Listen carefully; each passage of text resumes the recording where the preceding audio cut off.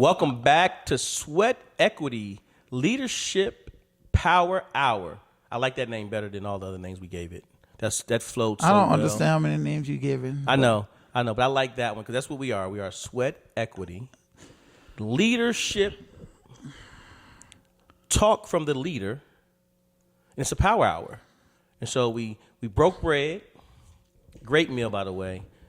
If you never had it, we had it's called chicken gravy. I'll let him Liberian style. Liberian style chicken gravy. I should start with that. You're right. Yeah. Liberian style chicken gravy, and with rice, and that's one meal that I can eat every day. You could eat it every day? Yeah, I really could. I'm a person that can eat. I can eat certain meals every day. Like I can eat every day. Tell me about the delicious delicacy. So here's what it. All right, when you first look at it, you like you kind of worry like it's not really gravy. It's not American style gravy. So it's not the brown or the white. It's none of those. It's a clear, but you see a lot of the ingredients. You see the garlic. You see all the things broken up. You see the tomatoes. You see the onions, and then you see like it looks like a mince. That's what it looks like. It looks really like garlic mince. And it just looks like it's sitting in oil. And you pour that over your rice. You put your chicken on there and let that sit for a second. Let the flavor just seep into that rice because you want all that gravy and you want those juices in your rice. I eat rice with a fork. I'm sorry, just spent some years in Japan. So the rice that he served was a sticky rice. So you can eat that with a fork. You don't have to eat it with a spoon. I like to eat my rice with a fork.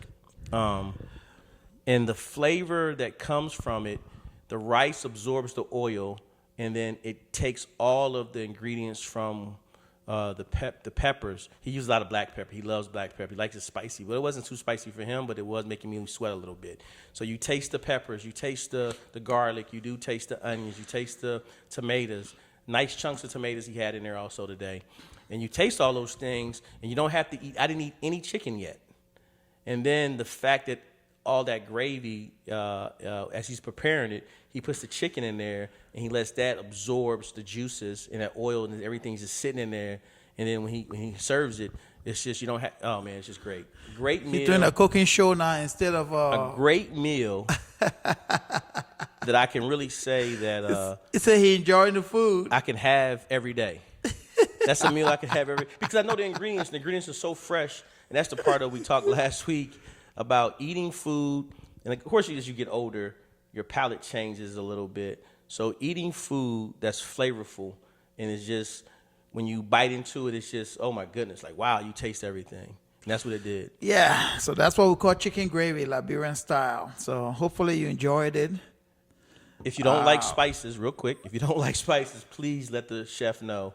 I don't want it spicy because it's going to be spicy regardless because he used the black pepper, and that did set it off a little bit. But he likes to put the last time we had it, he actually put the actual crushed peppers habanero in the crushed peppers too. Yeah. I yeah. remember seeing. I was like, "What is this?" He's like, "It's just a little spicy." He fibbed. It wasn't a little spicy.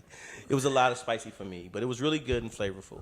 And that's one meal he can make every time I come over here, and I can eat with no problems, with no complaints, none at all. All right. Let's jump into it. What are we talking about? So let's talk about the leadership, coach leadership. From what aspect? From all aspects. As a coach, what's one of the first things you have to address yourself as a leader? Because you can't lead others if you cannot lead yourself. Leadership starts with yourself. So setting the tone to be a coach of any organization, whether it's a pee-wee basketball, pee-wee football, youth basketball at the middle school level, high school basketball, college basketball, whatever. You as a coach, it starts with yourself. Expectations from yourself. Yes. For me. Yes. When I first walk in there, I feel like, what am I going to bring to the table to make sure? Like some people say they don't like to hear the word culture, but I love the word culture. And for me, I need the word culture to be part of what we do because that's what set me up for success for 24 years of my life. Yeah. And once you know your expectations and you set those expectations, now you can set that culture of what you want. And that's what and that's what I love to where as though when I left the military, we had the pillars we call them in the Army, we call it leadership. Yeah. I don't know what y'all call it in the Air Force, but we call it leadership. That's loyalty, duty, respect, selfless service, honor, integrity, and personal courage. And then it was weird because I didn't really have those for the first few years. But then when we start rocking, one of your heavy things you used to always say, what character looks like. I said, man, that's the new pillar for me. You know, character. What do people have to have? Because everybody's loyalty is not the same, but you still need to set what loyalty is to you and what's expected. Everybody being the way everybody is selfless is not all the same either. Yeah. So you got to set those barriers. You got to set or expectations. So for me, that's the first thing is expectations. What about yourself?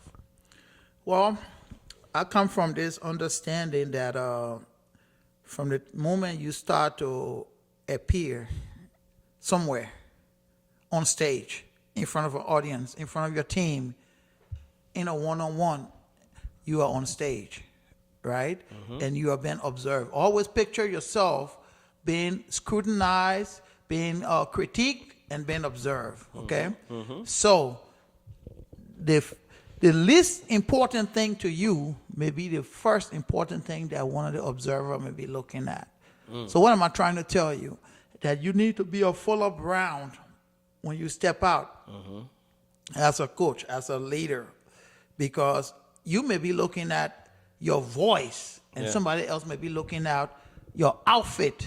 Correct. You may be looking at the message that you are relaying, and somebody else might be looking at your posture. Right. You know, you may be looking at the details, and somebody else may be looking at your eye contact and your focus and your preparation or lack thereof. Right. So I always tell people, as a coach, as a leader, you have to police yourself first. Okay. All right? Do a self-analysis. Take an introspective look and see that you're on top of your game. Because I will tell you, when your people, your team, whoever it is, lose that trust in one area, it's hard to regain. Right. You know, it was funny, and I hate to use this example, but I'll use it. So last week I trained the kids on I think it was Saturday, and just as I was leaving the gym, I looked at my phone on social media. I saw the Memphis Grizzlies in the huddle, right? And the superstar player was about 6 feet behind everybody in the huddle, disconnected, disengaged, right? Remember, the face, the ambassador of the team, the front leader in the team, right? And obviously they were lost the game, and then there was some the narrative for the posting was that when they asked him later on why they lost the game, he said, "Ask the coaches," right? So. And I pointed that out to the coaches that I said, this is bad for basketball. Yeah. It's bad for our young people to see, you know, because in one light, you want to be the example. You want to be the high-flying John Moran and all of this. And I get that. But that's responsibilities that come with those accolades, right? Yes. So you cannot disconnect during turbulent times. I understand that adversity challenges, but you cannot have your cake and then eat it at the same time, and or eat your cake and have it at the same time. Right. So when I got home later on, the same coaches like, man, you called this. They just saw the highlight of it, I guess, on the news or something like that. So, and I want to I've used that example to just remind us that as coaches, we are the example. We have to emulate excellence every single time. You know, and you do the media stuff and you see that all the time with coaches. You know, they're on emotional high or emotional low, and they forget that they're still on stage. Right. You're still being observed. There's a kid over there that just sitting over there just watching you and how you are handling success or how you are handling your failures or your challenges, your losses, right? Right. And it's going to hardwire in their mind. So I want coaches to just not lose sight of that. Right. And that's a great point because, like you said, you're always being watched, not just from the kids, everybody, the parents. That's why I hate when I hear people. It makes me cringe when I hear people say, "Well," and these are coaches saying this. Well, I'm a poor loser. They tell the audience that. Well, I'm a poor loser. I don't like losing. Well, I don't think anyone does. I don't think anyone that's a competitor, as a true competitor, really gets up and says, "Ah, man, I hope I lose this game today." You know what I'm saying? We all, a true competitor wants it to be, hey, I got to win this game. I'm gonna be prepared. And so, to me, but there is a way to lose. Yeah. There's a way to just, hey, you can be honest about it and say, hey, listen, I need to disconnect for a minute. I need to take a minute away. Hey, if you don't mind, I turn my phone off. And you explain to everybody, like, how you go about taking that loss. And what that does to me, again, goes back to the expectations and sets the tone of how you are. So that way a parent or a child or a player doesn't walk up on you and try to talk to you after a tough loss. Yeah. Because to me, every loss is a tough loss. Getting beat by 50 or getting beat by 1. Of course, we don't like the ones, you get beat by 1 because you had something, you did something wrong to cause that 1-point loss or something like that. And I always believe that. But I think that's really important to say that, what you said, because the stage is always the stage. Once you walk out the house, hey, you never know who's outside the door trying to get a picture of you or trying to see you. And again, as many people want to see you be successful, there's a lot more people that want to see you fail. Yeah. And that's the hard part. And that's why, that's a good point to bring up about John Morant in reference to that, because that's tough, because this last, 3 years, it's just been hard for him with the gun charges, and then he got injured, and then now the team's not playing well. So who does that fall on? I mean, heavy is the head that wears the crown. There you go. So, I think we have bought into this culture of superstardom that only comes with the accolades, Yes. but not the deficiencies. Right. And so me, when you talk basketball with me, there's some guys that I live and die by. The late great Kobe Bryant. I live and die by these guys, because you won't hear an external excuse. It's like, hey, I need to get back to work. Right. I need to get better. I need to double up my time. Right. He's not going to tell you, go talk to the coach, or it's not my fault, or that guy missed the shot, those types of things. Right. So heavy is the head that wears the crown. Right. So that being said, okay, but let's pivot back to the coach's perspective. And so as a coach, one of the things that we do, we have to look at ourselves as leaders. And yes, losses are learning opportunities. That's all they are. You have to look at it like that, Yes. see? So if you understand that, right, and I'll tell you this, and this is from my experience as a coach and losing some real good important games that I thought were, championship games. It's like you're prepared for anything, right? You're prepared to run a race. You're prepared for whatever. And you put in everything, and you execute to the T, and you fall short. You know exactly where your point of failure is. Right. I can live with it. Right. I sleep well. Right. I don't need a disconnect for a day. Right. If you don't have culture and you don't have discipline in your team, Right. and you don't commit to it, Right. and you lose, it becomes chaotic, It does. right? Yeah. The kids are pointing fingers, you are pointing fingers, the parents are pointing fingers. There's just a total chaos. Why? It's not because of the loss. The problem way come before that, right? So I'm a guy who like to prepare. I'm an underdog type of coach. I don't believe in the big superstars. I don't believe in giving me a head start. I want to grind every single possession, grind every single moment, So I'm detail oriented. If you cover the details, and then you are Kelvin Sampson down at University of Houston. Looking real good right You're now. always going to be relevant. Yeah, they are. You're always going to be relevant, right? Right, And you're right. always going to be competitive, and you're going to be respected. Your guys are going to compete, and your guys are going to make great citizens. Why? Right. Because you keep focusing on the details. The details matter. Right. Like the guy from San Antonio said, what? Do the boring stuff. Like, Yes. what's boring? Details Yes. are boring They because are. you got to go through them repetitively. But at the end of the day, what happens? They become part of you. So Right. whenever you play, regardless of the outcome, your opponent know that they got to fight on the hand that day. Right. Well, you as a coach that don't have a culture, that don't have a structured organization, right? that allow your kids to not have adhere to any type of disciplinary standards that you holding yourself to as well. Right. You allow that to fester, is only going to manifest and explode Right. in the gym on a Friday night when the lights are on and everybody is looking. And that's when it's going to get into total chaos and embarrassment. And that's not worst the time. point to fix it. You Right. messed it up months before that. So And I remember we used to always talk about that. That's one of the things you used to always bring up. When chaos hits, only the prepared will know how to handle chaos. You can't hide from it. You can't run from it. You can't be like, oh, well, hey, we can't talk about this or we can't, discuss it, to where as though you act like you didn't know what was going on. But in all actuality, you do, because you saw that outcome happening, yeah, but you try to hide from it. Yeah. And that's where I think where poor leadership comes from.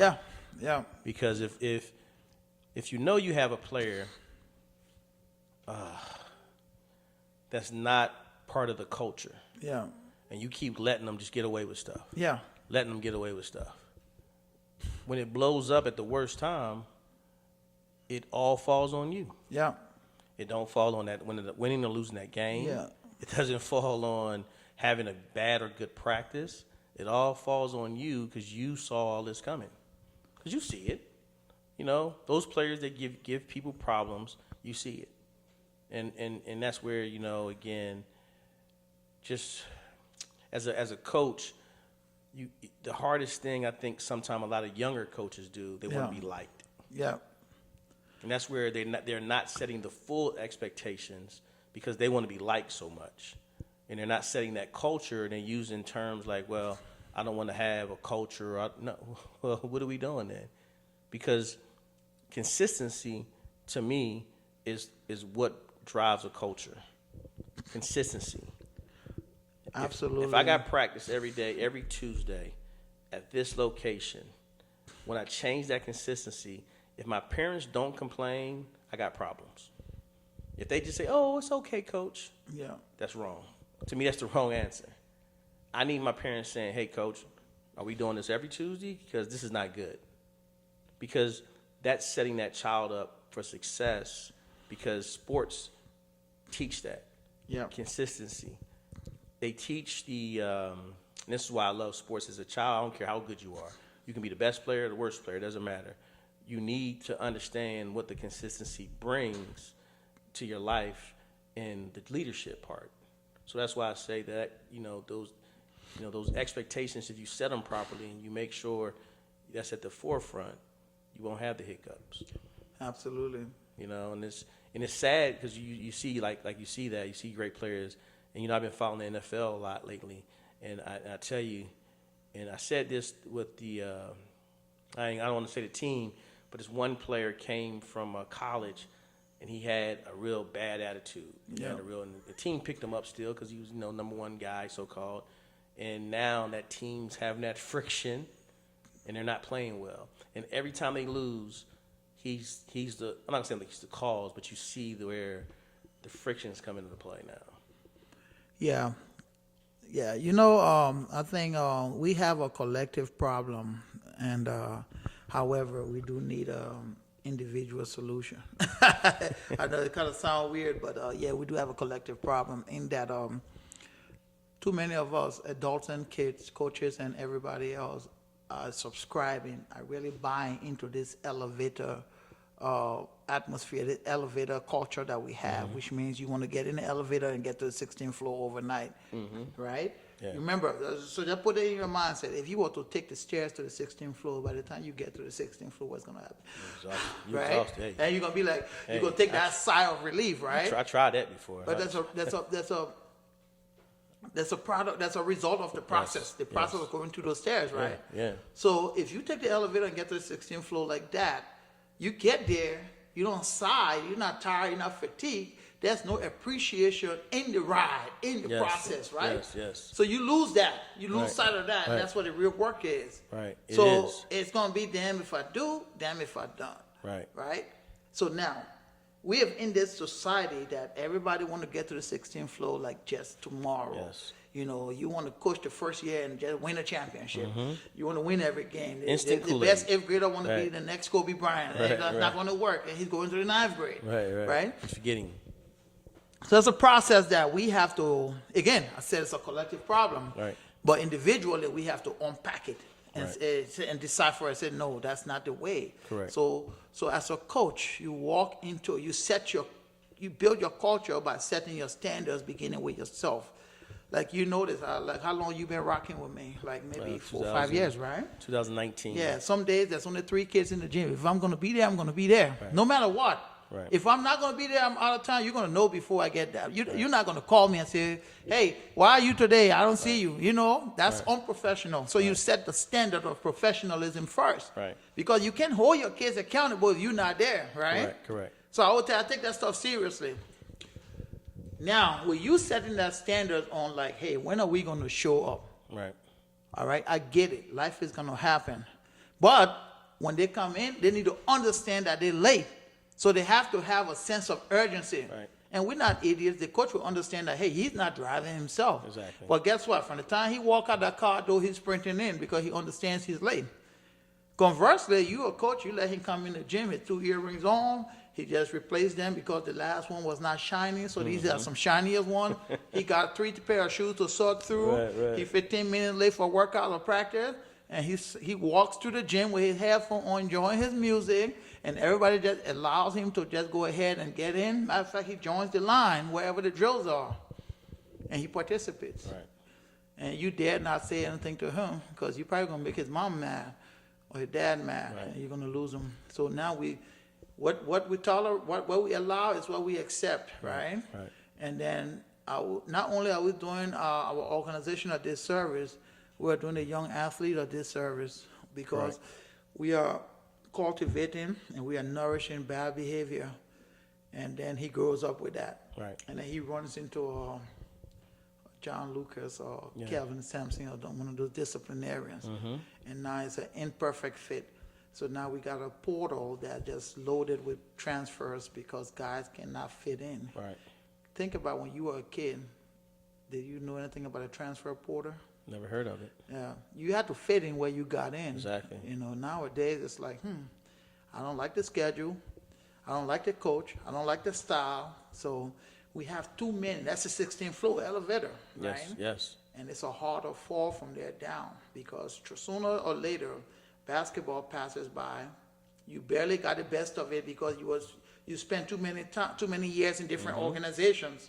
Right. So you could not even fit in anywhere, right? Right. And then it carries over to life itself, and now we got a problem that's not fixable. Right. Because we started way down here. We didn't set. Some coach did not set the standard. Correct. So I'm a standard guy. You know that I'm a stickler for that. You are. Yeah, that's why I don't coach. I do player development. Right. So you don't have to like me, but you're gonna appreciate the value and the discipline that I instill in you, because it's gonna carry you further in life.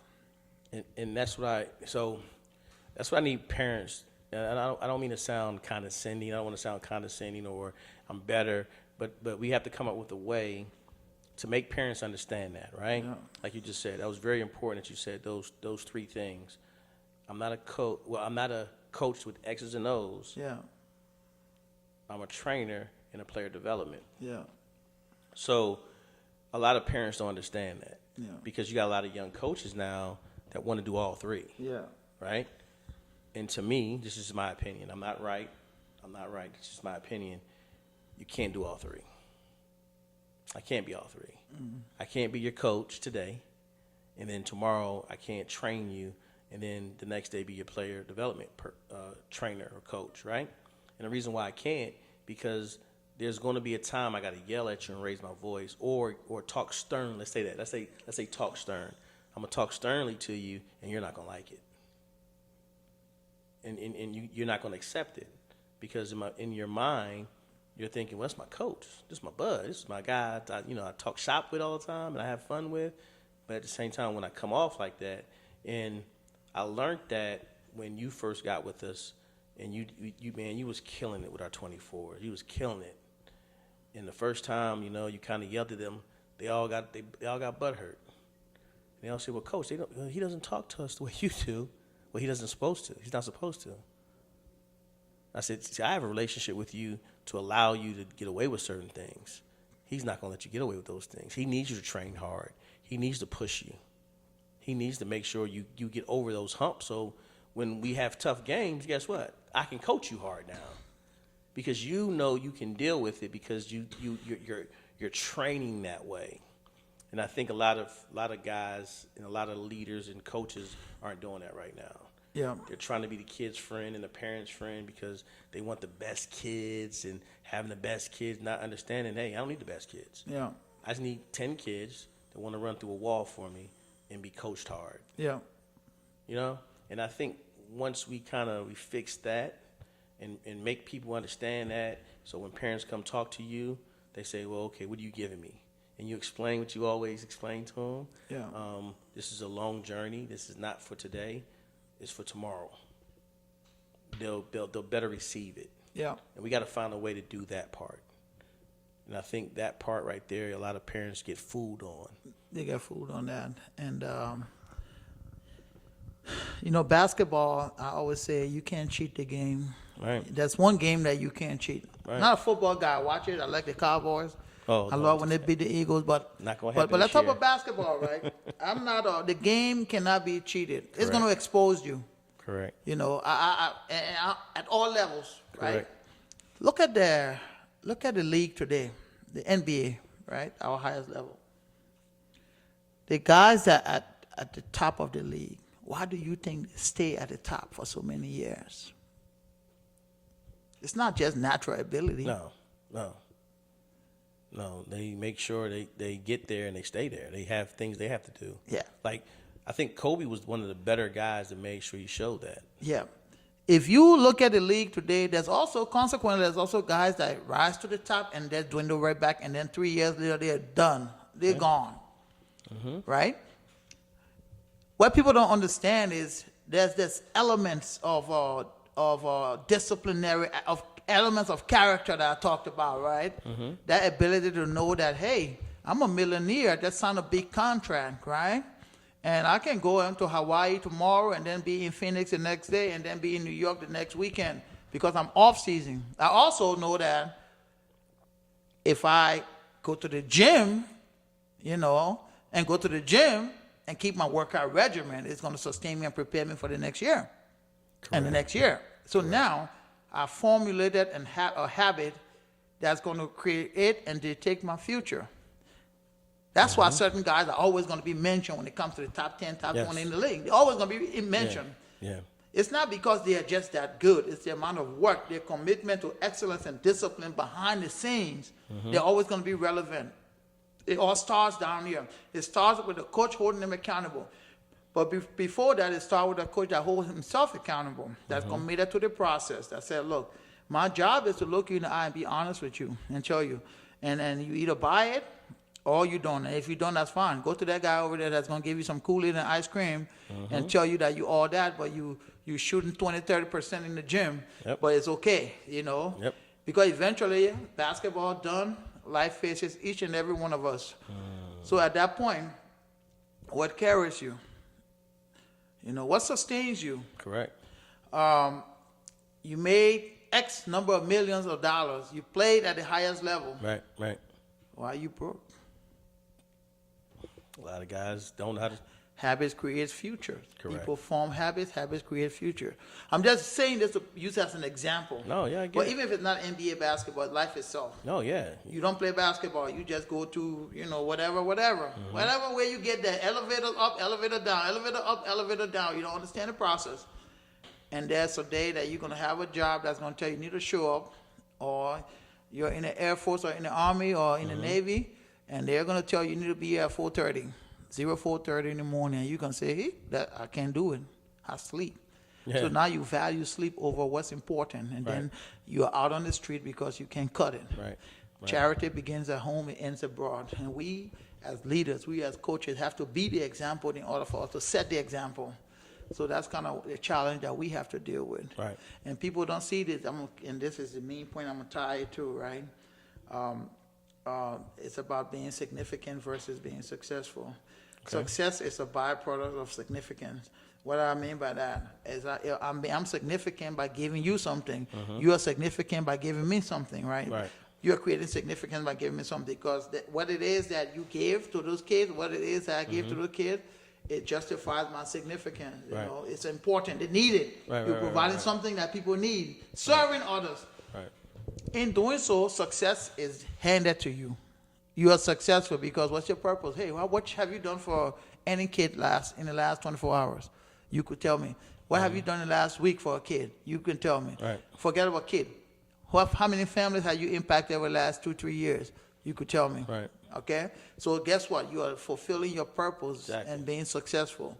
By what? By being significant to others. So that's kind of how you tie it all back into it. But we have to. So I think sometimes coaches forget that. They forget, they have to give to receive, and they just want to just take instead. Yeah. And I think that's the selfish ones that we see that kind of ruin it for those who are making sure and that can kind of receive this message. Yeah. You know what I mean? And it hurts a little bit because when you see, and that's life. That's just life, period. That's not Yeah. just coaches. I don't want to just say coaches, but that's just people, period. They don't understand that this it's a give and take. It's a give and take, and then I always talk about character because part of character is having an appreciation for the profession itself, for the society, for the ecosystem of coaches, right? Like the brotherhood of coaches, right? So, me as a coach, I'm not looking to see where you are weak at. I'm not looking to see your deficiencies and highlight them and say, no. I'm looking to see the appreciation, that the Right. fact that you are taking your time. You may not even be the best X and O guy, Right. but the fact that you have leadership is important. The fact that you care enough about kids that's not yours is important to me. Right. So if we start to look at others in an appreciative light and mindset, then we get better results collectively Right. versus trying to find disparity amongst ourselves and deficiencies and he's not good or who Right, is right, he yeah, and all of yeah. that. Like that's irrelevant, and I think that shows a lack of character and self-confidence when we kind of take that approach towards one another versus say, man, hey, you coaching? Oh yeah. Good. Let's see what we can chat. Let's break bread sometime and let's just chop it up a little bit and talk and get better because that's what the project managers do. That's what the CPI guy do. Right. That's what the nurses do. That's what the doctors do. So why are the coaches not doing that, especially black coaches? Why are we not doing that? Right. Why are we not coming together and appreciating one another? Why are we looking to see, he's not good or he messed up or he missed? Right. I mean, you learn from his failures, but you don't disparage the guy. You don't make the guy feel like he's not part of what it is because the guy's heart is in the right place. Right. There's no monopoly of knowledge on basketball. It's not. You can walk in the gym and see something that I don't see. Right. That does not necessarily make you a better coach than I do. It doesn't. It doesn't. So we gotta get better as individuals to fix this collective problem. And I think I always tell people, for coaching, for me, from my standpoint, the way I see it is coaching is leadership. Yeah. Think about it, getting 10 kids to play together for a common goal, and that's to win. Yeah. And we did it for 24, 26, 20, 30 years. That was our job. Getting whoever's in our shop to follow us to complete whatever mission it is. Yeah. And that's why I think a lot of military people that are, successful leaders become good coaches. Yeah. And they understand it.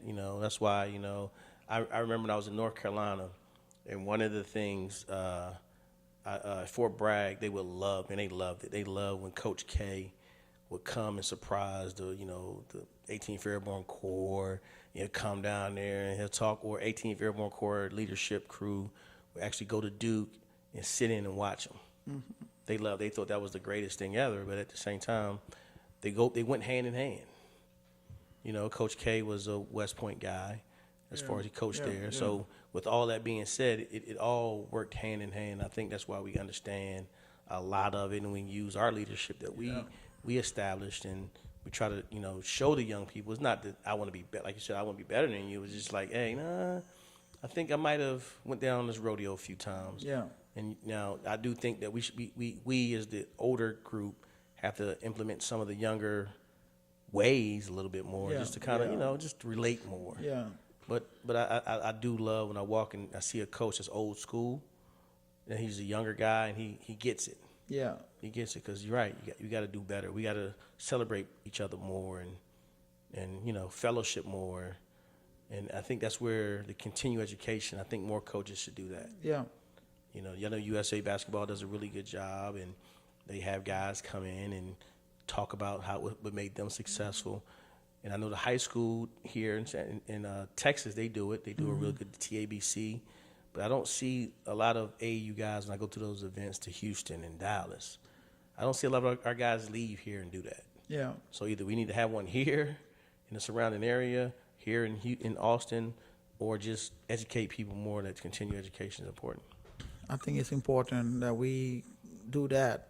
There's not a lot of that because the guys focus on, I mean, we all want to win games, but for me, I'm old school, and I believe winning game of life, using basketball as a means, Right. not the other way around, because I'd rather get my butt kicked on the court on the weekends and have successful guys at the end of the day in Right. life than win all the AAU trophies and then have my guys end up somewhere not in college, not getting Right. a good education, Right. because they're all used to winning. So when they don't win at any other level, they have no recourse. Yep. It's give it to me, or I'm gonna fight and get it any kind of way. And a lot of times it's not the ethical and legal way. So yeah, man, that's kind of what it's all about. Great topic, great discussion. We can wrap up. All right, man. Final thoughts. Give me something. All right. So I'm just going to stretch on what I talked about with habits and futures, right? So you want to, there's no such thing as perfection. There's no way. We are never perfect. The day you're perfect, the day you're done. Right. So with that being said, then learning and growing become an infinite process, okay? Every day we grow. But growth does not take place unless the mind is calibrated and configured to embrace growth. And so with that being said, then you have to understand that you have to make excellent habits your vitamin, your daily vitamin, okay? And it's not a paintbrush across it. It's a little things, right? Even it could be something as simple as exercising, and you could start with 10 push-ups and work your way up. Start with a 30-minute walk and work your way forward. But in your daily activities, like your habits, your engagement, your integrity, your character, your work habits, your professionalism, we all are overwhelmed, and sometimes we bite more than we can chew. So because we want to give the world everything they ask for, but we are only humans and we are limited to 24 hours in a day, so we cannot. So I think we start to look at our entire life. Every day is a blank canvas, and we start to construct it as we want to. And if you don't get the desired outcome today, you kind of start tomorrow on a blank canvas and rewrite everything that you want to write, or renew what you want to write. So the final thought is, you are never too old to start changing your trajectory. Because as long as you have life, you have a destiny. So work towards getting your destiny aligned with your purpose. Over. Well, hey, appreciate it. Thank you again. And till next week.